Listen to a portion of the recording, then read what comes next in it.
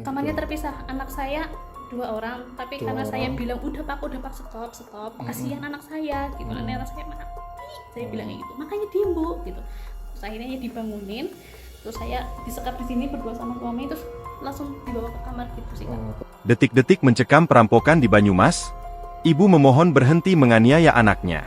Nurgianti mengungkap detik-detik dirinya menyadari perampok menyatroni rumahnya di RT 02 RW 06 Desa Kotayasa, Kecamatan Sumbang, Kabupaten Banyumas, Senin, 9 Februari 2026, dini hari. Perampokan itu terjadi sekitar pukul 01.30.02.00 waktu Indonesia Barat. Menurut Nurgianti, perampokan terjadi saat dia dan 3 penghuni lain rumah itu tidur. Nurgianti tinggal di rumah tersebut bersama suami, Kodrat, dan kedua anak mereka, Luigi serta Lutfi. Tiba-tiba, 2 orang tak dikenal masuk ke dalam kamarnya. Nurgianti yang tidur di dalam kamar bersama anak bungsunya terbangun.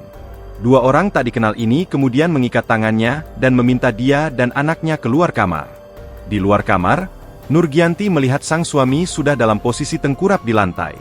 Tangan Kodrat diikat ke belakang, begitu juga kakinya terikat tali sepatu. Anak sulung Nurgianti diduga sempat memberi perlawanan. Saat itu, Nurgianti melihat anak pertamanya itu ditindih 2 pelaku lain di atas tempat tidur. Salah satu pelaku menekan kepala, sementara yang lain menahan kaki. Wajah anaknya dibekap menggunakan bantal hingga keluar darah dari hidung. Melihat kondisi itu, saya memohon kepada para pelaku agar berhenti. Pak, sudah, stop.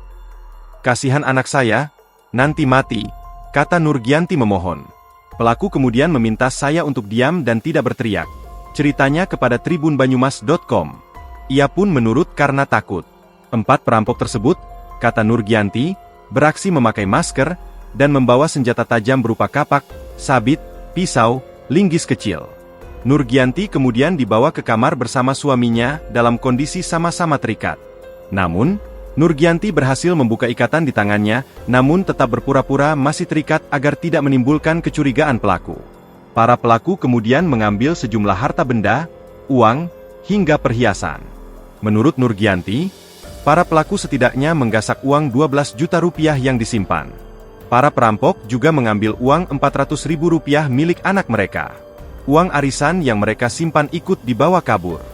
Nurgianti mengatakan, suaminya merupakan pegawai koperasi sekaligus bendahara paguyuban di lingkungan setempat.